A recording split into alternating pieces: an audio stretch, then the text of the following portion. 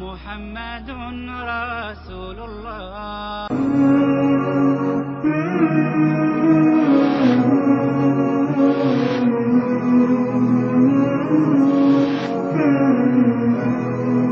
సోదరులారా, ఆ మహనీయుని గురించి మనం తెలుసుకునే ముందు, మనకంటే ముందు ఆయన గురించి తెలుసుకున్న ప్రపంచ చరిత్రకారులు, మేధావులు ఏమన్నారో వారి మాటల్లోనే విందాం. అల్లరోళ్ళో ఆందోళనకారుల మాటలో కాదండి, ప్రపంచ చరిత్రకారులు.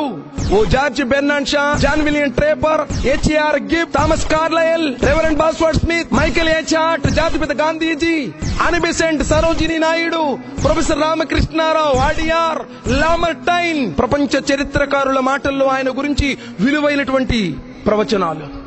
ఆయన్ని మానవాళి విముక్తి ప్రదాయకుడే అనాలి. ఆయన లాంటి వ్యక్తి నేటి ఆధునిక ప్రపంచానికి నాయకత్వం వహిస్తే ఆయన ప్రపంచ సమస్యలను పరిష్కరించి ప్రజలు కోల్పోయినటువంటి శాంతి సామరస్యాలను తిరిగి అందజేయగలడన్నది నా గట్టి నమ్మకం. నా మాటలు కాదండి, జార్జి బెర్నార్డ్ షా అన్న మాటలు. రెవరెండ్ బాస్వర్డ్ స్మిత్ ఓ రాజ్యానికి అధినేతగాను, ఓ ధర్మపీఠానికి అధిపతిగాను ఆయన తనలోనే ఓ సిజరు, ఓ పోపని చెప్పవచ్చు. ఆయన పోపే గాని పోపు లాంటి పటాటోపం లేదు, ఆయన సిజరే గాని సిజర్ లాంటి వైభవం లేదు, స్థాయి సైన్యం లేదు, అంగరక్షకుడు లేడు, రక్షక బట దళము లేదు, ఖజానా లేదు. ఈ ప్రపంచంలో ఎవరైనా సరే నిజమైనటువంటి దైవిక అధికారంతో పరిపాలించాను అని చెప్పే హక్కు కలిగి ఉందంటే అది ప్రవక్త ముహమ్మద్ సల్లల్లాహు అలైహి వసల్లం వారికి. రెవరెండ్ బాస్వర్డ్ స్మిత్ అన్న మాటలు. మైకేల్ హెచ్ హార్ట్, ఈయన ఓ స్పేస్ సైంటిస్ట్, క్రిస్టియన్. ఆయన ఒక పుస్తకాన్ని రాశారు, the 100, A ranking of most influential persons in history. ప్రపంచంలో మానవ జాతిని అందరికంటే ఎక్కువగా ప్రభావితం చేసిన మహామహుల 100 మంది జాబితా. ఆయన తన పుస్తకంలో మొదటి ర్యాంక్ ని ప్రవక్త ముహమ్మద్ సల్లల్లాహు అలైహి వసల్లం వారికి, 3వ ర్యాంక్ ని మరియమ్మ కుమారుడు ఈసా అలైహిస్సలాం వారికి ఇచ్చారు. ఆయన అంటున్నారు, ఎవరైనా నన్ను ప్రశ్నిస్తే ఎందుకు ఆయన మొదటి ర్యాంక్ ని ఇచ్చారు అని, నా సమాధానం ఇదే: ఎవరైనా ఈ భూమి మీద మానవ జాతిని ఇటు ప్రపంచపరంగాను అటు ఆధ్యాత్మికంగాను 2 కోణాల్లో విజయవంతంగా నడిపించిన వ్యక్తి ఎవరైనా ఉన్నారు అంటే అది ప్రవక్త ముహమ్మద్ సల్లల్లాహు అలైహి వసల్లం వారు. ఇప్పటికి 1400 సంవత్సరాలు గడిచిపోయినా ఆయన ప్రభావం ఎంతో శక్తివంతంగా మానవుల మీద ప్రభావితం చూపుతుంది. మైకేల్ హెచ్ హార్ట్ అన్న మాటలు. సోదరులారా, జాతిపిత గాంధీజీ అన్నారు, యంగ్ ఇండియాలో ఇస్లాంకి ఈ ప్రపంచంలో ఓ స్థానం ప్రసాదించింది ఖడ్గం కాదు అని నాకు మునుపటి కన్నా ఎక్కువగా నమ్మకం కలుగుతుంది. అది ప్రవక్త ముహమ్మద్ సల్లల్లాహు అలైహి వసల్లం లోని ఖచ్చితమైనటువంటి నిరాడంబరత, నిస్వార్థ సేవాభావం, ఇచ్చిన మాటను నిలబెట్టుకోవటం పట్ల బాధ్యతాభావం, తన అనుచరుల పట్ల ప్రగాఢమైన ప్రేమాభావం, తన ధ్యేయం పట్ల కదిలించనలవి కాని నిలకడ నమ్మకం. ఇవే తప్ప ఇస్లాం ఖడ్గంతో వ్యాపించలేదు. జాతిపిత గాంధీజీ అన్న మాటలు. లామర్టైన్, గొప్పదైన లక్ష్యం, అల్పమైన సాధనాలు, ఆశ్చర్యకరమైన ఫలితాలు. మానవ సమాన ప్రతిభకు ఇవి గీటురాళ్లైతే నేటి ఆధునిక ప్రపంచంలో ఏ గొప్ప వ్యక్తినైనా ప్రవక్త ముహమ్మద్ తో పోల్చడానికి ఎవరు సాహసించగలరు? ప్రపంచంలో ప్రఖ్యాతులైనటువంటి వారు ఆయుధాలు సృష్టించారు, రాజ్యాలు స్థాపించారు, శాసనాలు వేశారు. వారు స్థాపించింది ఏమైనప్పటికీ అవి భౌతిక శక్తికి సంబంధించినవి మాత్రమే. అవి తరచుగా వారి కళ్ల ముందే నేలకూలాయి. కానీ ఈయన సైన్యాల పునాదుల్ని కదిలించడమే కాక శాసనాలు, జాతులు, రాజ్యాలు, లక్షలాది మనుషుల్ని చలింపజేశాడు.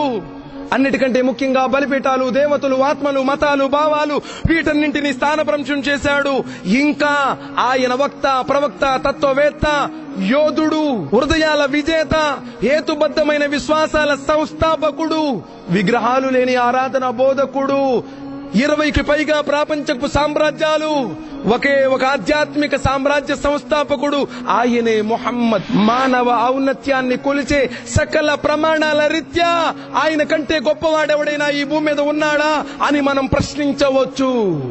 నా మాటలు కాదు, లామర్టైన్ అన్న మాటలు. అడియారంటున్నారు, యావత్ ప్రపంచానికి ఉత్తమ మార్గాన్ని చూయించవచ్చినవాడా, విజ్ఞాన వివేచన మార్గాన్ని బోధించవచ్చినవాడా, మహానుభావా, అసంఖ్యాకమైన సైనిక వాహిని కల రోమన్ సామ్రాజ్యాన్ని పాదక్రాంతం చేసుకున్నవాడా, అంతులేని ధనరాశులు, వజ్ర వైడూర్యాలు, బంగారు వెండులపై నడిచే ముస్లిం సామ్రాజ్యాన్ని స్థాపించిన మహానుభావా, మీరు మీ బాల్యంలో గొర్రెల్ని మేపుతూ మీ కుటుంబ భారాన్ని మీ భుజాలపై వేసుకున్నారన్నది చదువుతున్నప్పుడు కళ్ళంట నీళ్లు చిందుతున్నాయి.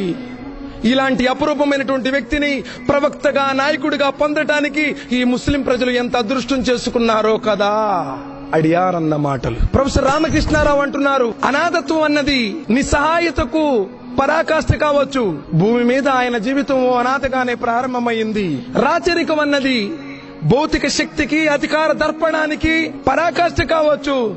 ఆయన జీవితం రాచరికంలోనే అంతమైపోయింది. ఓ అనాథ బాలుడిగా, వెలివేయబడినటువంటి శరణార్థిగా, తరువాత సర్వసత్తాక ప్రభువుగా ఇటు ఆధ్యాత్మికంగాను భౌతికంగాను ఆయన రూపాంతరం చెందాడు. ఒక జాతికి మొత్తానికి దాని భవితవ్య నిర్ణేతగా మారాడు. ఈ పయనంలో దానిలోని ప్రలోభాలు, పరీక్షలు, దానిలో ఎగుళ్ళు దిగుళ్ళు, వెలుగు చీకట్లు, దాని వైభవాలు, భయోద్వేదాలు అన్నీ చవి చూశాడు. ఈ ప్రపంచం పెట్టిన అగ్ని పరీక్షలో ఆయన నికార్సుగా మిగిలాడు. ఏ మచ్చ లేకుండా బయటపడ్డాడు. ప్రొఫెసర్ రామకృష్ణారావు గారు రాసినటువంటి పుస్తకం. సోదరులారా, ప్రపంచంలో ఏ వ్యక్తికైనా ఎదురయ్యే ప్రతి రంగంలో తాను ఒదిగి, తాను ఆచరించి, ఎలా ఆచరించాలో ఈ ప్రపంచ మానవులకు ఆదర్శమయ్యారు ప్రవక్త ముహమ్మద్ సల్లల్లాహు అలైహి వసల్లం. ప్రపంచంలో ఒకే కాలంలో ఒకే మనిషిలో ఇన్ని అద్భుతమైన లక్షణాలు ఉండటం అన్నది ప్రవక్త ముహమ్మద్ సల్లల్లాహు అలైహి వసల్లం వారికే సాధ్యమయ్యింది. ఇది మన మాట కాదు సోదరులారా, ప్రపంచ చరిత్ర అంగీకరించినటువంటి విషయం.